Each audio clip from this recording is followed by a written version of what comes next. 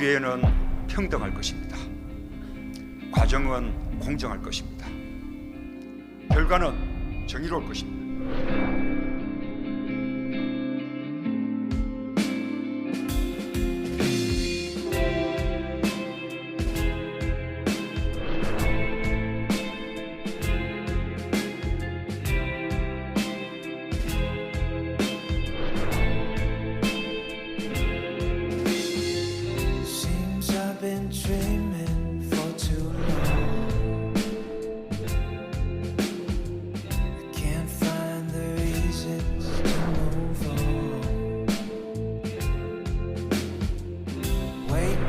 To reality, realize we're getting old. All our bones are breaking. 대통령으로서 무거운 짐을 내려놓습니다. 성공하는 대한민국의 역사를 응원하겠습니다. I just lay here chained somehow. 네, 5년간의 임기를 마친 문재인 대통령. 오늘 오전 임기 내 소회 및 대국민 통합 메시지를 밝혔습니다. 한동훈 법무부 장관 후보자 인사청문회에서는 여야가 검수완박 법안과 또 한 후보자 딸의 스펙 쌓기 논란 등을 놓고 거세게 충돌하기도 했습니다. 나이트 포커스 오늘은 최진봉 성공회대 교수, 임승호 전 국민의힘 대변인 두 분과 함께하겠습니다. 안녕하십니까? 안녕하십니까? 마침 오늘 0시를 기점으로 좀 나뉘게 되는데 두 분과 함께 방송을 하게 됐습니다. 다음 방송도 또 수고해 주시기 바라겠고, 자, 먼저 문재인 대통령 퇴임 장면, 퇴근길 모습을 먼저 다룰 텐데, 자, 5년간의 임기를 마쳤습니다. 파란색 풍성도 좀 많이 보이기도 했는데 어떻게 보셨습니까? 5년이라는 시간 동안 정말 국가를 위해서, 국민을 위해서 헌신하시고 이제 떠나시는 모습, 짠하기도 하고요. 개인적으로 좀 고생 많으셨다 이런 말씀을 해드리고 싶어요. 여러 가지 일들도 많이 있었고 예기치 못한 일도 많이 있었습니다. 예를 들면 코로나19 사태 같은 경우도 그렇고요. 일본의 수출 규제 같은 문제도 그렇고요. 예기치 못했던 일들을 잘 넘어서고 또 국민들의 안정, 그다음에 국민들의 건강 이런 부분들을 위해서 헌신했던 부분들, 이런 부분들이 국민들에게 큰 인상을 남겼다는 점을 말씀드리고 싶고, 또 남북 평화, 물론 뒤에 가서 이제 그 하노이 노딜 되는 바람에 이게 완성은 못했습니다만 한반도의 긴장 관계를 풀고 남북의 평화 무드를 만들어낸 점도 국민들에게 인정받을 수 있는 부분이라는 생각이 듭니다. 부동산 문제가 좀 아쉬움으로 남긴 합니다만 네. 마지막 저렇게 많은 지지자들 앞에서 웃는 모습으로 인사하고 떠날 수 있다는 거, 뭐 아마 이제 그런 생각은 들 거예요. 내가 청와대를 나서면서 후련한 부분도 분명히 있으실 거라고 저는 생각합니다. 다만 5년 동안 지지했던 많은 분들의 저 지지 덕분에 결국은 대통령이 임무를 수행하는 데 많은 힘을 받았지 않겠습니까? 네. 그런 점에 지지자들과 악수를 나누고 나가시는 부분을 보면서 고생 많으셨다. 그리고 정말 앞으로 건강하게 국가를 위해서 다른 부분으로 여러 분야를 통해서 또 헌신하고 도움을 줄 수 있는 그런 역할을 했으면 좋겠다. 이런 생각이 듭니다. 네. 숨가빴던 촛불 정부 5년, 잠시 뒤에 조금 더 길게 공과를 좀 짚어보기로 하고, 자, 그러면 질문 드리기 전에 퇴임의 변을 먼저 좀 듣고 나서 또 이야기를 이어가겠습니다. 대통령으로서 무거운 짐을 내려놓습니다. 대한민국은 세계적인 위기 속에서 위기에 강한 나라, 아무도 흔들 수 없는 나라, 세계를 선도하는 나라로 도약했습니다. 선거 과정에서 더욱 깊어진 갈등의 골을 메우며 국민 통합의 길로 나아갈 때 대한민국은 진정한 성공의 길로 더욱 힘차게 전진할 것입니다.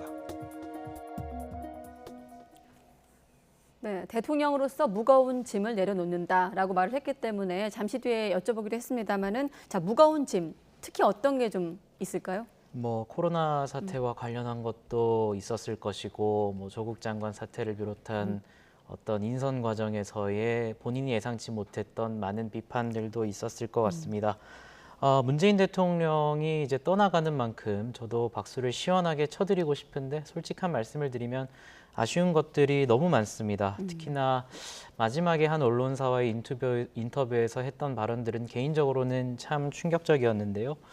인사 기준에 있어서 5대 인사 기준, 7대 인사 기준을 채 1년도 되지 않아서 져버렸음에도 불구하고 인사검증 실패는 아니다라고 주장을 하시고 또 남북연락사무소가 폭파된 것에 대해서도 그것이 왜 비판의 대상이냐라고 말씀을 하시고 뭐 후임 대통령의 어떤 청와대 이전 문제와 관련해서 다양한 의견들이 있었을 수 있지만 마지막 국민청원에서 반대 의견을 밝힌 것은 사실 그 시점은 찬반의 여부를 떠난 시점이었고 실제로 올해 3월에 청와대 측에서도 문재인 정부에서는 광화문 시대를 실현하지 못했지만 윤석열 당선인이 실현시켰으면 좋겠다라는 덕담을 하고 이후에 회동이 있었던 이후에 급작스럽게 퇴임 직전에 또 반대 의사를 밝힌 것이어서 저는 이것은 목리 이외의 다른 용어로 해석하기는 상당히 힘든 상황이고 마침 마지막 퇴임의 변에서 국민 통합의 길로 나아갈 때라는 메시지는 너무나도 좋은 메시지인데 저는 대통령 임기 때 이걸 하셨으면 얼마나 좋았을까라는 생각이 듭니다. 많은 민주당 분들은 50%에 가까운 지지율로 퇴임을 한다는 것에 의의를 두고 있지만 우리가 주목해야 될 것은 나머지 50%의 그 비토의 정서도 굉장히 강해졌다는 것을 봐야 돼요. 지금 모든 정치적 사안에 있어서 굉장히 흥미로운 것이 모든 사안에 있어서 정확하게 5대5로 나뉘고 있는 상황입니다. 문재인 대통령께서는 40%의 지지율을 관리한 것에 만족하실 수도 있겠지만 그에 비해서 문재인 대통령의 정책이나 가치관을 반대하는 분들의 어떤 반대의 정서도 굉장히 강해졌다는 것을 인식시켜주는 그러한 사안에 대한 지지율이라고 보기 때문에 저는 이러한 점은 굉장히 아쉽다라는 말씀을 드리고 싶습니다. 네, 본인은 좀 아쉬운 대목으로 촛불 열망이 아무래도 촛불 열망을 업고 출범한 정부다 보니까 그런 열망이 얼마나 부응했는지 숙연한 마음이 든다고 했습니다만 지금 임승호 대변인 말 속에는 비토의 정서란 표현이 있었거든요. 그런 부분들은 교수님은 어떻게 보십니까? 그러니까 비토의 정서라고는 동의하지 않고요. 저는 아마 이제 촛불 혁명에 대해서 그런 이제 그 여망을 갖고서 출범한 그 정부였는데 개혁의 완성을 이루지 못했던 부분에 대한 아쉬움이라고 생각을 해요. 물론 이제 검찰 개혁 문제는 어느 정도 뭐 완전하진 않습니다만 아직 뭐 과제가 남아 있긴 합니다만 어느 정도 이루어졌다고 볼 수 있을 텐데 이제 언론 개혁이나 이런 부분에 있어서 충분하게 왜냐하면 야당의 반대라든지 이런 부분들 때문에 완성을 이루지 못하고 결국 이제 임기를 마무리하게 됐고 이제 거기에 동력을 잃었던 이유 중에 하나가 이제 조국 전 장관 사태와 부동산 문제라고 저는 봐요. 이제 두 가지 문제가 결국은 그 발목을 잡았죠. 그래서 정권을 교체할 수밖에 없는 상황이었고 그런 상황들에 대한 아쉬움이라고 저는 생각을 하거든요. 만약에 민주당 정부가 계속 됐다라고 하면 개혁에 좀 더 드라이브를 걸어서 개혁이 완성될 수 있도록 할 수 있는 기회가 있었을 텐데 네. 그런 부분에 있어서 이제 새로운 정부가 다른 정책을 이제 쓸 가능성이 있기 때문에 그런 부분이 다시 옛날로 돌아가지 않을까 하는 그런 우려도 포함됐다고 저는 생각을 합니다. 그래서 어쨌든 이제 현 정부, 그러니까 지금 문재인 정부에 대한 어떤 비판 이런 부분들이 전체적으로 대선에 영향을 미쳐서 정권 교체가 이루어진 부분에 대한 아쉬움을 표현했다고 저는 보고요. 뭐 그럼에도 불구하고 5년 동안 뭐 열심히 최선을 다해서 했던 부분이 있으니까 그런 부분들은 공은 공으로 또 과는 과대로 인정하고 또 뭐 잘못된 부분들은 앞으로 바로잡아가고 이런 일들을 통해서 새로운 정부가 잘 정책을 펴기를 바랄 뿐입니다. 네. 그런 걸 의식해서였을까요? 자, 지금 화면에도 나가듯이 이렇게 가득 메운 청와대 정문 앞을 가득 메운 시민들을 향해서 질문을 던졌습니다. 성공한 대통령이었습니까? 라고 되묻기도 했는데 들어보시죠. 여러분 고맙습니다. 다시 출마할까요? 마지막 퇴근을 하고 나니 정말 무거운 짐을 내려놓는 것 같아서 정말 홀가분합니다. 여러분, 성공한 대통령이었습니까?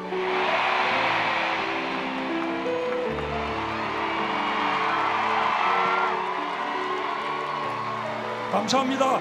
성공한 전임 대통령이 되도록 도와주십시오.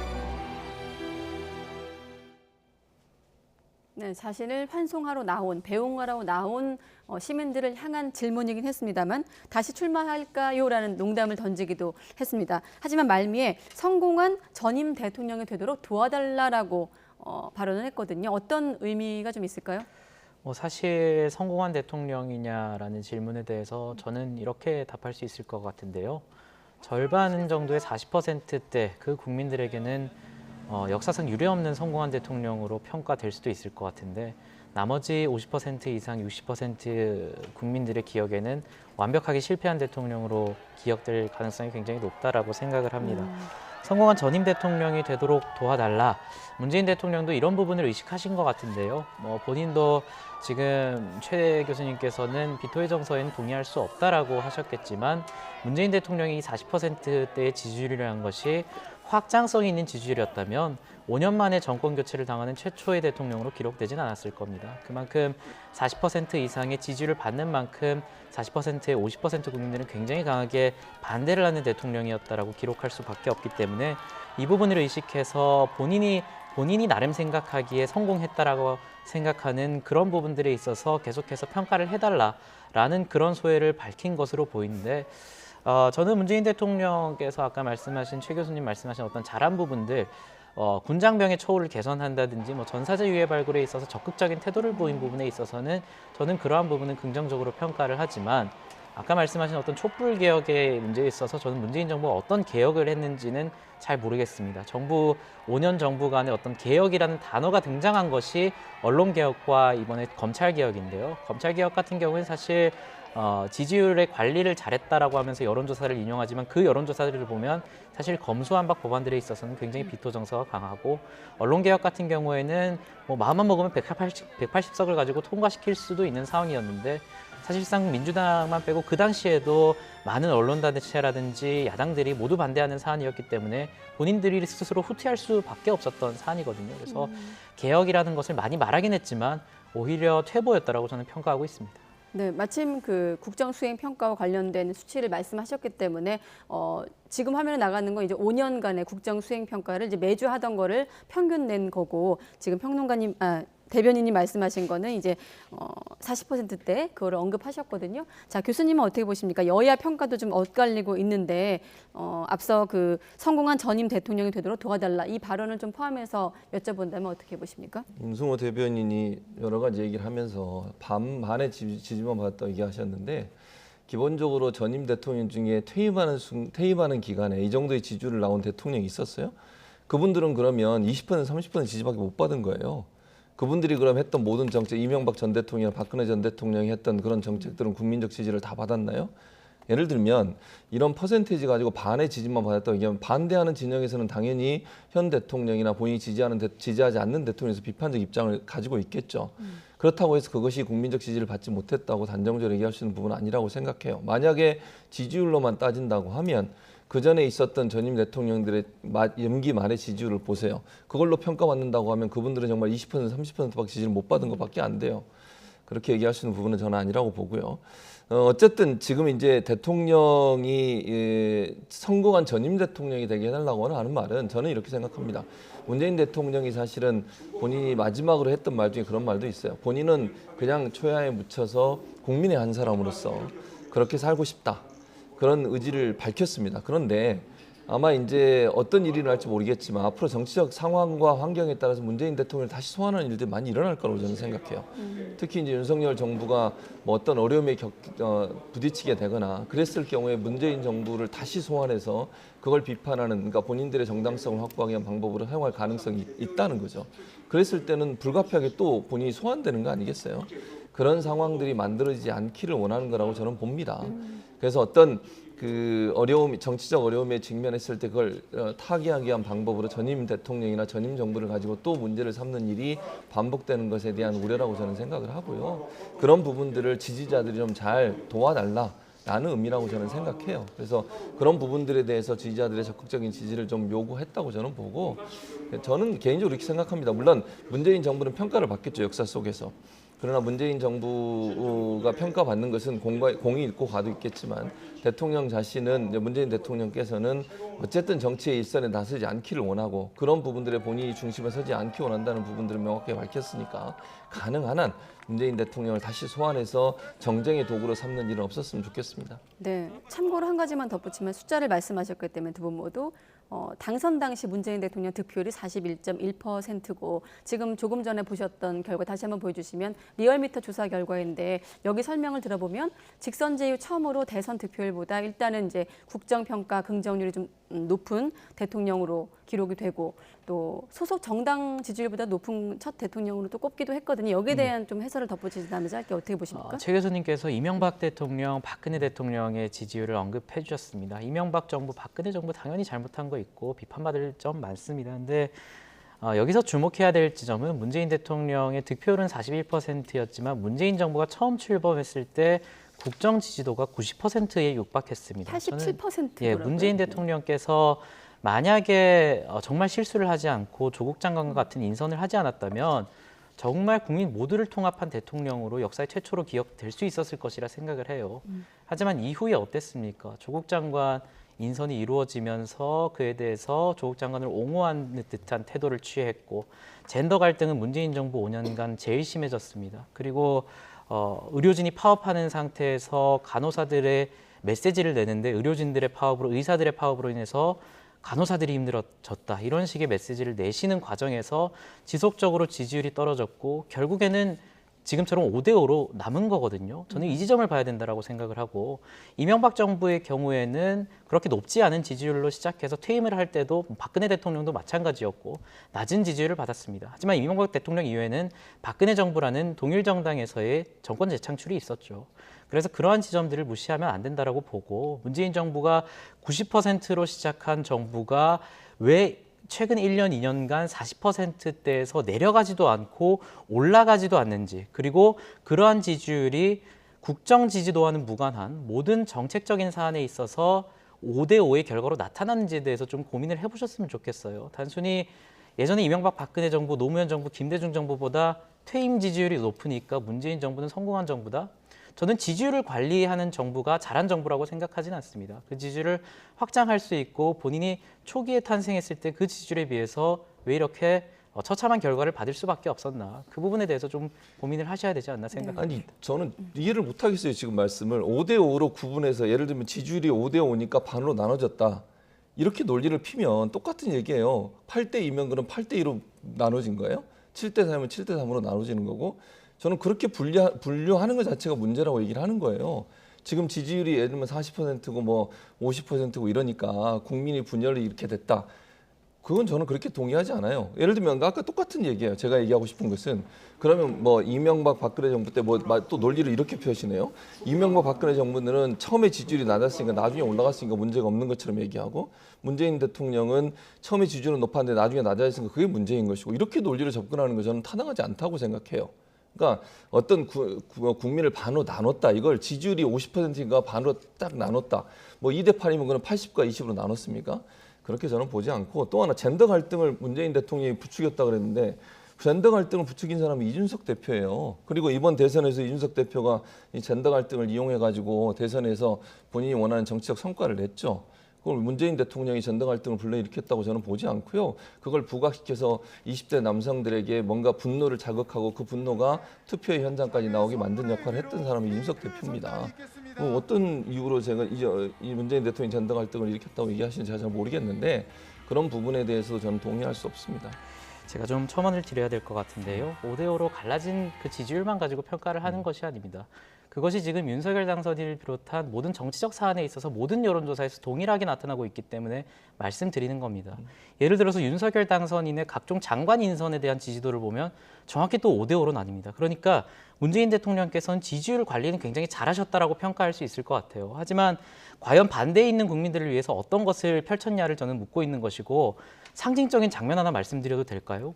조국 수호라는 집회가 있을 때 서초동에서도 굉장히 많은 국민들이 모였고 그 반대편에서는 문재인 정부의 규탄을 원하는 정말 많은 국민들이 모였습니다. 저는 그것이 문재인 정부의 갈라치기 정책을 보여주는 대표적인 상징적인 장면이라고 보고 문재인 대통령이 문재인 정부가 젠더 갈등을 부추긴 게 아니라 이준석 대표가 젠더 갈등을 부추기고 생산했다라고 하는데 젠더 갈등이 심하다라고 언론 보도가 나오기 시작한 것이 2, 3년 전이었고 각종 여론조사에서 특히나 20대 남성과 20대 여성들이 젠더 갈등이 사회적인 문제로 대두되고 있다라고 말을 했습니다.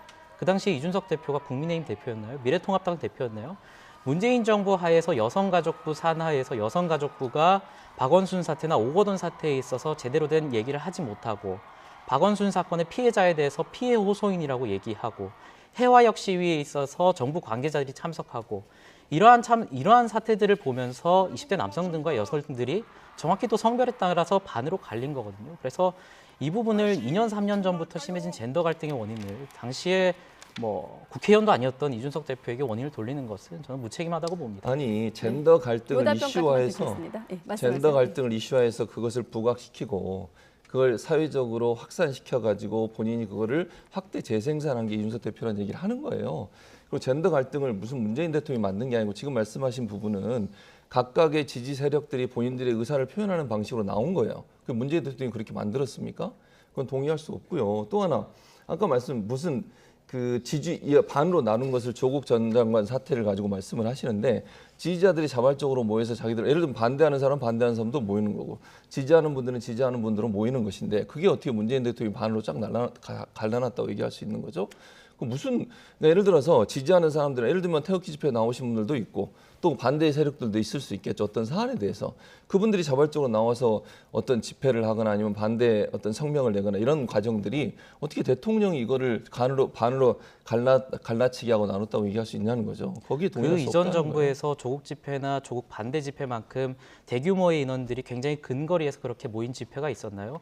문재인 대통령이 조국 장관을 인선할 때부터 그 문제가 시발된 것이고 그 위에 보면 조국 장관에 대해서 5대 인사 기준, 7대 인사 기준이 무너진 것뿐만 아니라 위법의 사항이 드러났음에도 불구하고 불법의 사례가 나타났다고 해서 의혹이 있다라는 이유로 임명을 하는 것은 좋은 선례가 아니다 이런 식으로 말씀을 하셨어요. 그리고 무슨 젠더 갈등을 왜 문재인 정부가 부추겼다라고 얘기를 하고 있는데 당시에 여가부에서 뭐 박원순 사태나 오거돈 사태에 대해서 피해 호소인이라는 용어를 옹호한 듯한 그 부처가 여성가족부인데 그 당시에 여성가족부라는 부처는 국민의힘 산하 부처였나요? 문재인 정부의 부처였습니다.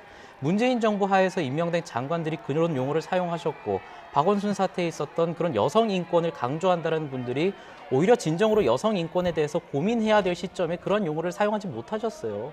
그런 부분에 있어서 당연히 문재인 정부의 책임인 것이고 문재인 대통령의 책임을 묻는 것이 당연한 것인데 아니, 이게 문재인 대통령과 유리되는 문제죠. 그거하고 네, 어떻게 잠시만요. 젠더 갈등과 연관이 되냐고요. 아니 그 제가 다시 문제는 화면에 나온 거는 이제 네. 어느 정도 마무리하라는 PD의 주문이거든요. 다음 질문이 마침 숨가빴던 촛불정부 5년을 정리하는 건데 뭐 이걸 어떻게 이 짧은 시간에 여쭤보나 싶었는데 두 분이 숨가쁘게 답변해 주셨고 내용이 충분히 들어 있었기 때문에 자 문재인 정부 평가는 여기까지 듣도록 하고 모자란 얘기는 또 윤석열 당선 얘기할 때 제가 시간을 좀 드릴게요.